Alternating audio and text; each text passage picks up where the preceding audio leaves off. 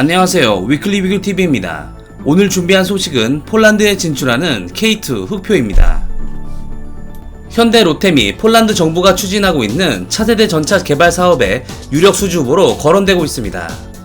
규모만 15조 원이 넘을 것이라는 예측이 나오고 있어 주목을 이끌고 있습니다. 이는 유럽에서 단일 전차 도입 사업으로 그 유례가 없는 초대형 전차 도입 사업입니다. 폴란드 정부는 이에 차세대 전차 개발 추진을 위한 입찰 준비를 하고 있습니다.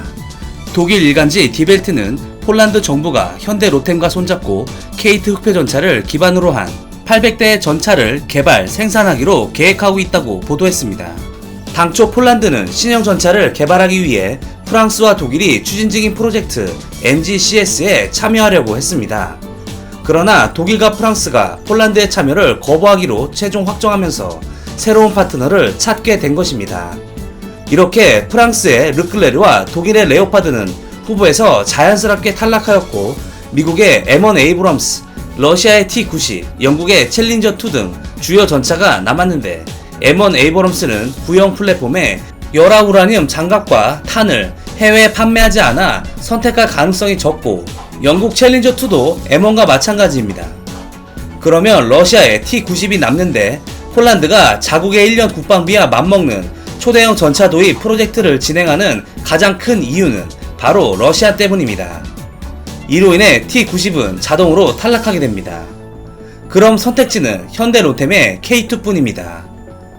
K2 흑표의 재원을 보면 자동장전 장치를 도입하여 조종수, 포수, 전차장 3명의 승무원이 탑승하며 길이 10.8m, 높이 2.4m, 폭 3.6m에 중량은 55톤입니다.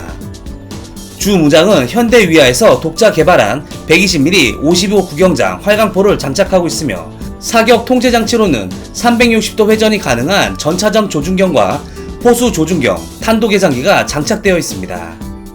부무장으로는 12.7mm K6 기관총이 포탑 전차장 해지 앞에 달려있고, 7.62mm 동축 기관총은 주포 옆에 달려있습니다.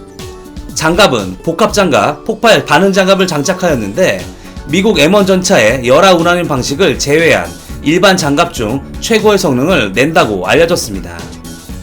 엔진은 1차 양상부는 독일 MTU사의 MT883 K501 엔진이 장착되었으며, 2차 양산부터는 두산에서 개발한 1500마력 디젤 엔진이 장착되었습니다. 파워팩은 3차 양상부터 국내에서 개발한 파워팩을 장착해 완벽한 국산화를 마무리 지을 것으로 보입니다. 이에 K2 흑표는 포장도로에서는 시속 70km의 속력을 내며 야지 기동 시 시속 50km까지 속력을 낼 수 있습니다. 세계 방산시장에서 K2 흑표는 3.5세대 전차 중 최강의 전차로 자리매김하고 있습니다. 폴란드는 이번 전차 도입 사업에서 자국 생산을 원칙으로 하고 있습니다. 그도 그럴 것이 엄청난 무리를 해서 전차를 도입하는 사업에 자국 내 일자리 창출이라든지 이러한 부가적인 이득이 조금이라도 생기기를 바라는 것은 어느 국가나 마찬가지일 것입니다. 이에 현대 로템은 적극적으로 폴란드 현지 라이센스 생산과 기술 지원을 과감하게 약속하고 있어 폴란드 당국은 현대 로템을 가장 유력하게 검토하고 있는 것으로 보입니다. 게다가 폴란드는 한국의 K9 자주포에 차체를 도입하여 사용하는데, K9 차체의 높은 신뢰성에 매우 만족스러워하며 한국산 무기의 인식이 굉장히 좋다는 후문도 들리고 있습니다. 폴란드 전차 도입 사업에서 현대 로템의 수주 가능성이 거론된 것은 사실 이번이 처음이 아닙니다. 지난해에도 폴란드 군사 전문 매체인 디펜스24는 폴란드가 차세대 전차 개발을 위해 현대 로템과 제휴했고, 오는 2023년부터 생산한다고 보도하기도 했습니다. 이에 현대 로템은 이번 폴란드 전차 수주전을 확실히 마무리 짓기 위해 폴란드 현지로 떠났습니다. 현대 로템은 8일에서 10일 3일간 폴란드 키예체에서 열리는 제28회 국방방위산업 전시회에 참가한다고 9일 밝혔습니다. MSPO는 1993년부터 매년 개최되는 동유럽 주요 방산 전시회로 세계적인 사태 속에 규모가 축소되었지만, 그럼에도 불구하고 현대 로템은 폴란드 전차 도입 사업에 확실한 종지부를 찍기 위해 참가하였습니다. 현대 로템은 K2 전차를 폴란드 맞춤형 모델로 개조한 K2PL을 앞세워 폴란드 전차 도입 사업에 참여합니다.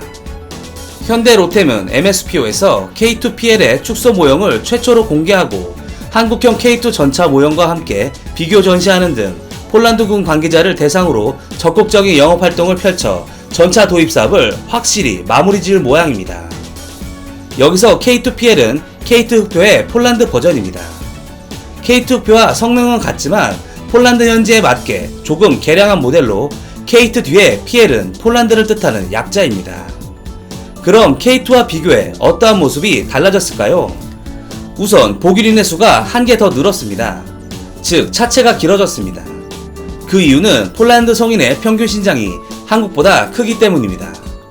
원래 전차 내부는 워낙 좁은 데다 그 내부는 전부 철로 만들어져 있기 때문에 좁은 내부에서 자칫 잘못 움직였다간 부상을 당할 수 있어 매우 조심히 움직일 수밖에 없습니다. 그렇게 가뜩이나 좁고 위험해 움직이기 불편한 포탑 내부인데 한국인의 체형에 맞게 설계한 K2 흑표이기 때문에 평균 신장이 큰 폴란드인에게 맞게 포탑 내부를 좀 더 넓힐 필요가 있었고, 이에 차체가 길어졌으며 길어진 만큼 보규린이 추가된 것입니다. 이로 인해 K2 흑표와는 다르게 좀 더 다양한 장비와 적재 공간도 덤으로 생겨났습니다. 다음으로 우리 K2 흑표는 포탑 상부에 전차장이 사용할 수 있도록 K6 기관총이 거치되어 있습니다. 하지만 K2PL은 전차 승무원의 생존을 높이기 위해 이를 원격으로 조정할 수 있는 기관총용 RCWS를 장착하였습니다. 또한 K2 흑표에는 시가전 중 전차 근처 아군의 부상을 염려해 하드킬 능동방어를 배제하였지만 K2PL은 폴란드 육군의 요구사항에 맞게 하드킬 능동방어 체계가 장착되어 있습니다. 여기서 하드킬 능동방어 체계는 전차로 날아오는 각종 대전차 미사일을 전차 자체에서 방어용 폭탄을 대전차 미사일을 향해 발사해 요격하는 방어 기술입니다. 또한 전차 내부에서 전장의 환경을 360도 관찰할 수 있는 이스라엘의 아이언 비전과 같은 360도 감시 체계를 요구해 이를 장착할 예정입니다. 그리고 전차 후미 엔진룸에 슬랫 아머를 달아놨습니다. 이는 RPG-7과 같이 무유도 대전차 로켓포를 높은 확률로 막을 수 있는 장치입니다. 보면 굉장히 단순한 철망입니다. 슬랫 아머의 기원은 베트남 전쟁 당시 호치민군이 발사한 RPG-7이 진지 주변을 둘러싼 철망에 걸려 불발탄이 되는 것을 발견하여 고안된 장치입니다. 이는 RPG-7의 신관이 전차 장갑에 닿지 못하게 하는 단순한 원리입니다. 전문가들은 이번 폴란드 전차 도입 사업에 현대 로템의 K2PL의 수주가 굉장히 유리하다고 봅니다. 이에 현대 로템은 완전 대박 사업을 수주할 수 있는 기대감이 상당히 높습니다. 다만 터키 알타이 전차 사례와 같이 재판매를 허가해 불편한 경쟁 관계가 되기보다는 재판매는 엄격하게 관리하는 것이 좋을 것 같습니다. 현대 로템이 이번 폴란드 전차 도입 사업을 수주하게 된다면 폴란드 국영 철강 금형 제조기업인 세지엘스크 포즈난과 협업할 예정입니다. 폴란드발 기쁜 소식을 기대해봅니다. 이상 위클리 뷰글이었습니다. 시청해주셔서 감사합니다.